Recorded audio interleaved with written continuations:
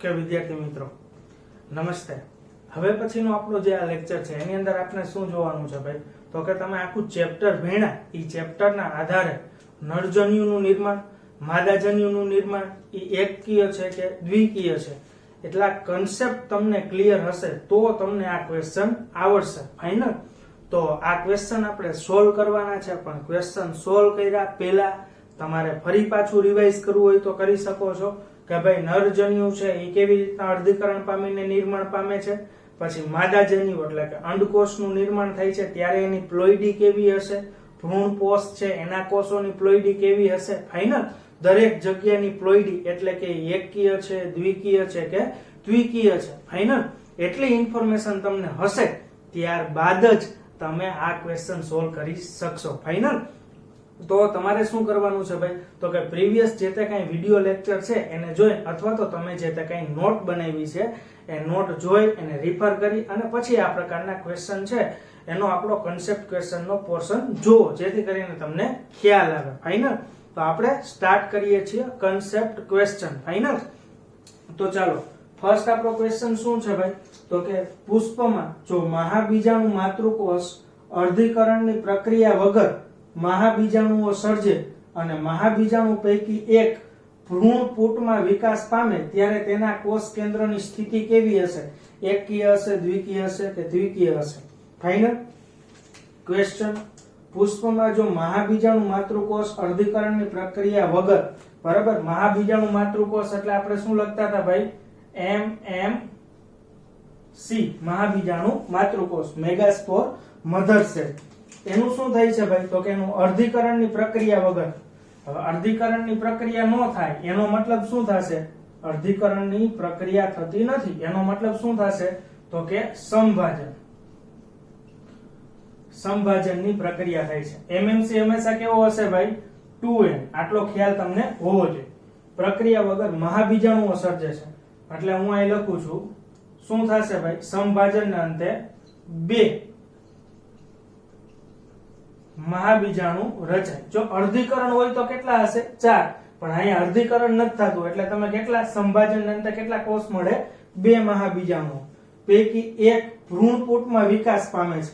હવે અહીં સંભાજન થશે તો આની પ્લોઇડી કેવી હશે ભાઈ, 2n જ કેવી હશે, સંભાજનમાં જે તે કઈ નવ નિર્માણ પામેલા કોષો છે એની પ્લોઇડી, એનું જનીનિક દ્રવ્ય કેવું હશે ભાઈ, તો કે માતૃકોષ જેવું જ હોય છે। સંભાજનનો કન્સેપ્ટ તમને ખ્યાલ છે। ફાઇનલ। ઓકે। નેક્સ્ટ, મહાબીજાણુ પૈકી એક ભ્રૂણ પુટમાં વિકાસ પામે ત્યારે તેના કોષ કેન્દ્ર, ચાલો આમાંથી આપણે જોઈ લે ભાઈ, બે માંથી એક શું કરે છે ભાઈ, ભ્રૂણ પુટની રચના કરે તો એના કોષ કેન્દ્રની સ્થિતિ, સપોઝ આપણે અહીંયા જોઈ લે ભાઈ, ભ્રૂણ પુટની રચના, અહીંયા 2 સહાયક કોષો હતા, બરાબર, અહીંયા અંડકોષ હતા, અહીંયા પ્રતિધ્રુવીય કોષો હતા અને અહીંયા 2 શું હતા ભાઈ, તો કે ધ્રુવીય કોષ કેન્દ્ર હતા। તો હવે મહાબીજાણુ માતૃકોષ જ કેવા છે, 2n છે, તો બટ ઓબિયસ ન્યા શું થયું હશે ભાઈ, તો કે સંભાજન દ્વારા શું થશે, વારંવાર વિભાજન થશે। ફાઇનલ। સંભાજન દ્વારા વારંવાર વિભાજન થશે એટલે આ બધા કેવા થશે, 2n, આ કેવા હશે, 2n, અહીંયા બધા પ્રતિધ્રુવીય બધા જ પ્રતિધ્રુવીય કોષનું કોષ કેન્દ્ર કેવું હશે ભાઈ, 2n, અહીંયા કેવું હશે, 2n, અહીંયા અંડકોષ છે એનું કોષ કેન્દ્ર કેવું હશે, 2n, અને આ બે કોષ કેન્દ્ર જે સહાયક કોષના છે એ કેવા હશે, 2n। તો બધા જ કોષના કોષ કેન્દ્રની સ્થિતિ કેવી હશે ભાઈ અહીંયા, તો કે બધા જ કોષના કોષ કેન્દ્રની સ્થિતિ હશે 2n, આટલું યાદ રાખવું। ફાઇનલ। આ એનો શું આવશે, આન્સર, દ્વિકીય। ફાઇનલ। આ પ્રકારના જે કઈ ક્વેશ્ચન છે એ તમને આગળનું આવડતું હશે તો જ આવડશે। ફાઇનલ। નેક્સ્ટ આપણે શું જોવાનું છે ભાઈ, તો કે આપનો નેક્સ્ટ ક્વેશ્ચન છે,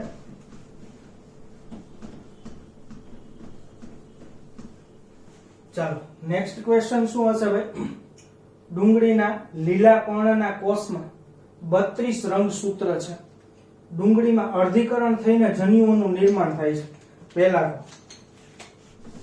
ડુંગળીનો જે તે કઈ કોષ છે એ કેવો હશે ભાઈ? તો કે ઈ હશે 2n.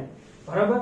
આ અહીંનો કન્સેપ્ટ નથી, તમારે જોવાનું છે કોષ વિભાજન વાળું જે તે કઈ ચેપ્ટર છે 10મું ચેપ્ટર 11મા ધોરણનું, એની અંદર પણ બોક્સની અંદર આવો ક્વેશ્ચન પૂછેલો છે. ફાઇનલ.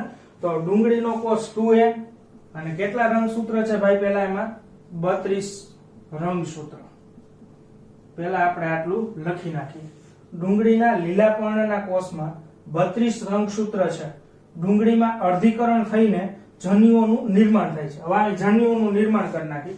બરાબર? સપોઝ હું પેલા અહીંયા લઈ લઉં છું નર જન્યુ અને બીજું શું લેવાનું છે ભાઈ આપણે? માદા જન્યુ. ફાઇનલ. હવે બેયમાં કઈ પ્રક્રિયા થઈ છે? તો કે અહીંયા આપણને આપેલું જ છે અર્ધીકરણ દ્વારા, એટલે નોર્મલ પ્રોસેસ જ હશે. તો અહીંયા નરજન્યુ હશે, નરજન્યુઓ કેવા હશે ભાઈ? તો કે એકકીય. અહીંયા માદા જન્યુ કેવું હશે ભાઈ? એકકીય. 2n is equal to 32, તો n is equal to કેટલું થશે ભાઈ? 16. અહીંયા કેટલું આવશે? 16. નરજન્યુની સંખ્યા કેટલી હશે? 2, પણ પ્રત્યેકમાં કેટલા રંગસૂત્ર હશે ભાઈ? 16. અહીંયા ભ્રૂણપૂટની અંદર માદા જન્યુ એટલે કે અંડકોષ છે, એની અંદર એ રંગસૂત્ર કેટલા હશે? 16. અંડકોષ એની અંદર એ રંગસૂત્ર 16. ચાલો. થાય છે. તથા ફલનની ક્રિયા થતા દ્વિકીય કોષ કેન્દ્રમાં કુલ કેટલા રંગસૂત્ર હોય છે? ફાઇનલ. હવે આપણે જોવાનું છે દ્વિકીયમાં સિમ્પલ આન્સર છે કે ભાઈ n is equal to 60 છે તો 3n is equal to શું થાય? ફાઇનલ. તોય તમને ડાયરેક્ટ ખ્યાલ આવી જશે. પણ અહીંયા તમને કયા કોષનું પૂછ્યું છે ભાઈ? તો કે સપોઝ અહીંયા બે સહાયક કોષ હતા, અહીંયા અંડકોષ હતો, ઉપરની તરફ 3 શું હતા ભાઈ? પ્રતિધ્રુવીય કોષ. અને અહીંયા જે તે કઈ કોષ કેન્દ્ર છે આપણે કીધું કે ભાઈ માદા જન્યુ એકકીય હોય, આ એકકીય હોય એટલે તમારે બધા જ કોષો અહીંયા કેવા હશે ભાઈ? એકકીય. અને પ્રતિધ્રુવીય જે તે કઈ કોષ છે એનું કોષ કેન્દ્ર એકકીય. અને અહીંયા શું હશે ભાઈ? તો કે ધ્રુવીય કોષ કેન્દ્રો. ધ્રુવીય કોષ કેન્દ્રો. બરાબર? બે છે એકકીય. અહીંયા આપણને શું પૂછ્યું છે? ફલન થઈ ગયા બાદ દ્વિકીય કોષમાં, તો દ્વિકીય કોષ તો આ એક જ હોય જે ભ્રૂણ કોષનું નિર્માણ કરે છે. બરાબર? તો આ શું કરશે ભાઈ? અહીંયા આવીને અહીંયા ફલન કરશે. તો ફાઇનલી શું થશે? n plus n. બરાબર? એટલે તમારે શું લખવાનું છે? 16 plus 16 plus 16. એટલે કેટલા રંગસૂત્ર હશે ભાઈ એની અંદર? તો કે ટોટલ એની અંદર રંગસૂત્ર હશે 48. ક્લિયર? અગેન કોન્સેપ્ટ ક્લિયર હશે તો ડાયરેક્ટ આવા ક્વેશ્ચન થશે. થિયરી ગોઈકી હશે તો આવા ક્વેશ્ચન સોલ્વ થશે નહીં, એનું ધ્યાન રાખવું. ફાઇનલ. તો 16 plus 16 plus 16 is equal to 48. Final. તો કુલ કેટલા રંગસૂત્ર હશે ભાઈ? તો એનો આન્સર શું આવશે? તો કે એનો આન્સર આવશે 48. ફાઇનલ. ક્લિયર? નેક્સ્ટ આપણે ક્વેશ્ચન જોઈએ. નેક્સ્ટ ક્વેશ્ચન આપણો શું હશે ભાઈ? એનું સોલ્યુશન કરીએ.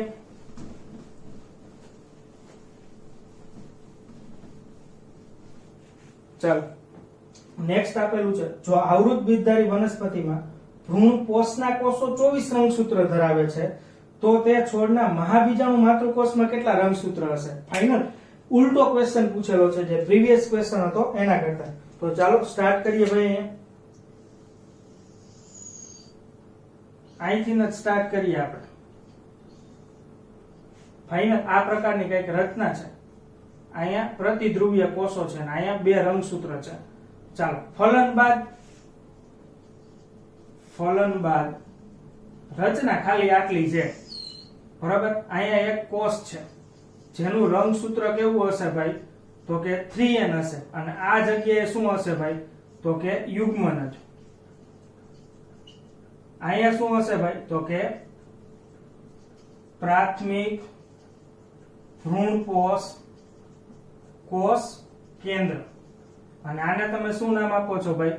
તો કે PEC એટલે કે પ્રાથમિક ભ્રૂણપોષ કોષ.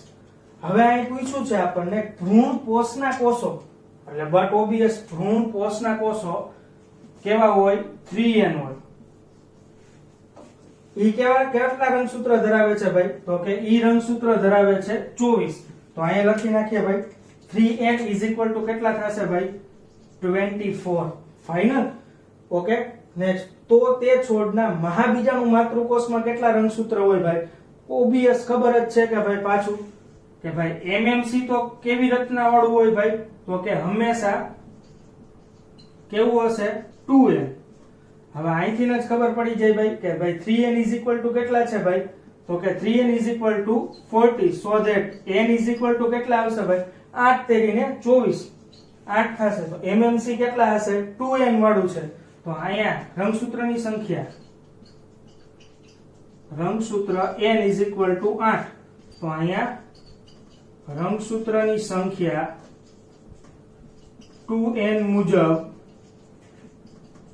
એમએમસી માં કેટલી થશે ભાઈ તો કે 16 કેટલી આવશે 16 જે તે કઈ રેફરન્સ બુક નો તમે યુઝ કરતા હોય અથવા તો સોફ્ટવેર ના અમુક એમસીક્યુ તમે જોતા હોય તો અહીંયા ખાસ કરેક્શન કરી લેવું કે આ પ્રકારનો જે તે કઈ ક્વેશ્ચન છે એમાં આન્સરમાં ચેન્જીસ હશે તમે કેલ્ક્યુલેશન કરશો એટલે કેટલા રંગસૂત્ર આવશે ભાઈ તો કે મહાબીજાણુ માતૃકોષમાં રંગસૂત્રની સંખ્યા કેટલી આવશે 16 ફાઇનલ આ ખાસ યાદ રાખવું ચાલો તો અહીંયા આપણે આન્સર શું મળે છે ભાઈ તો કે અહીંયા આપણો આન્સર બને છે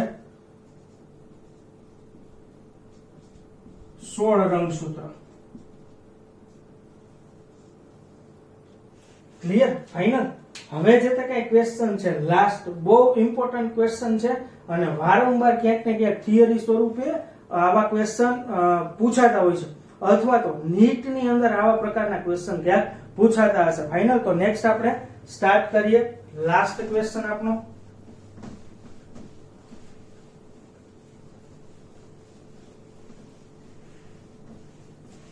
ચાલો લાસ્ટ ક્વેશ્ચન શું હશે જો આવૃત બીજધારી માં નર છોડ દ્વિકીય હોય અને માદા છોડ ચતુષ્કીય હોય તો ભ્રૂણ કોષના કોષની પ્લોઈડી કેટલી હશે બરોબર ભ્રૂણ કોષના કોષની પ્લોઈડી આપણને પૂછેલી છે એટલું યાદ રાખો હવે જોઈ લઈએ પહેલા આપણે જોઈ લઈએ નર છોડ પછી બીજો કયો છોડ આપેલો છે ભાઈ માદા છોડ ચાલો નર છોડ દ્વિકીય હોય એટલે એ કેવું છે 2n એની પ્લોઈડી કેવી છે 2n માદા છોડ કેવું છે ચતુષ્કીય એટલે અહીંયા શું લખીએ છીએ 4n ફાઇનલ હોય તો ભ્રૂણ કોષના કોષની પ્લોઈડી જણાવો હવે માદા છોડ 4n છે તો એનો એમએમસી કેવો હશે ભાઈ તો કે એનો એમએમસી પણ કેવો હશે 4n ફાઇનલ હવે એમએમસી ની અંદર શું થશે ભાઈ તો કે એની અંદર પ્રેરાય છે અર્ધીકરણ ફાઇનલ અર્ધીકરણ ને અંતે શું તો કે મહાબીજાણુનું નિર્માણ થાય હવે મહાબીજાણુ કેમાં રૂપાંતરણ પામે અર્ધીકરણ થાય છે એટલે તમને 4 મહાબીજાણુ મળે અને પ્રત્યેકમાં રંગસૂત્ર કેવા હશે ભાઈ અહીંયા 4n આપેલા છે પ્રત્યેકમાં રંગસૂત્ર 2n હોય કેમ કે અર્ધીકરણ થઈ ગયું છે જનીનિક દ્રવ્ય અર્ધીકરણમાં હાફ થઈ જાય ફાઇનલ કોષ વિભાજન વાળો કન્સેપ્ટ હવે આ મહાબીજાણુમાંથી શેનું રચના થાય ભાઈ તો કે એમાંથી રચાય ભ્રૂણપૂટ ચાલો ભ્રૂણપૂટ રચીએ મહાબીજાણુ જેવું છે એમાંથી ભ્રૂણપૂટ રચવા માટે હંમેશા શું થાય છે સંભાજન બરાબર 3 વખત સંભાજનની ક્રિયા થાય છે ખ્યાલ જ છે તમને 3 ટાઈમ્સ હવે આપણે જોઈએ બે સહાયક કોષ છે આ એક અંડકોષ છે અહીંયા 3 શું આવી જશે ભાઈ પ્રતિધ્રુવીય કોષો અને વચ્ચે શું આવી જશે ભાઈ તો કે ધ્રુવીય કોષ કેન્દ્ર આને શું નામ આપીએ છીએ ભાઈ આપણે ધ્રુવીય કોષ કેન્દ્ર ફાઇનલ ભ્રૂણ કોષ છે ધ્રુવીય કોષ કેન્દ્રની પ્લોઈડી અને ભ્રૂણ કોષની પ્લોઈડી કેવી હશે ભાઈ સેમ એના ઉપરથી ટૂંકવામાં તમને ખબર પડે તો હવે આપણે અહીંયા જોવાનું છે નર છોડ છે એ 2n છે હવે એની અંદર શું થશે ભાઈ તો કે નેક્સ્ટ એની અંદર થશે અર્ધીકરણ ફાઇનલ કેમ કે એ કેવું છે દ્વિકીય અને અર્ધીકરણ દ્વારા જ શેનું નિર્માણ થાય ભાઈ તો કે નરજન્યુઓ નિર્માણ પામ્યા સપોઝ નર છોડ 2n છે તો આપણે લઈ પોલન મધર સેલ હવે પોલન મધર સેલ એ કેવો હશે 2n હવે એની અંદર આપણે શું જોવાનું છે ભાઈ તો કે એનું અર્ધીકરણ કરવાનું છે એટલે બે નરજન્યુ નિર્માણ પામે બરાબર એમાંનો એક પ્રત્યેક નરજન્યુ ની પ્લોઈડી કેવી હશે ભાઈ 2n છે અર્ધીકરણ થયું અહીંયા અર્ધીકરણ એટલે પ્લોઈડી કેવી થઈ જશે ભાઈ એકકીય કેવી હશે એકકીય ઓકે એમાંનો એક નરજન્યુ છે n ઈ કોને ફલિત કરશે ભાઈ તો કે ધ્રુવીય કોષ કેન્દ્રને બીજો જે તે કઈ નરજન્યુ છે ઈ કોને ફલિત કરે છે ભાઈ અંડકોષને ફાઇનલ સપોઝ આ શું છે નરજન્યુ આ શું છે ભાઈ નરજન્યુ ફાઇનલ તો હવે આપણે અહીં જોવાનું છે આ નરજન્યુ છે એને ફલિત કરે છે ફાઇનલી આપણે ભ્રૂણકોષ બનાવવાનો છે ચાલો બધાયની હવે જોવાની છે પ્લોઈડી મહાબીજાણુ છે અર્ધીકરણ થયું એટલે એની પ્લોઈડી કેવી થઈ ગઈ 2n ફાઇનલ હવે ભ્રૂણપુટના દરેક કોષ ની પ્લોઈડી પણ કેવી હશે 2n શું કામ એને અહીંયા શું થયું છે સંભાજન કેટલી વખત 3 ટાઈમ્સ એટલે અહીંયા બધે કેવું હશે 2n અહીંયા કેવું હશે કોષ કેન્દ્ર 2n અહીંયા 2n અંડકોષમાં 2n અહીંયા સહાયક કોષ 2n અહીંયા 2n અને 2n ધ્રુવીય કોષ કેન્દ્ર બંને કેવા હશે 2n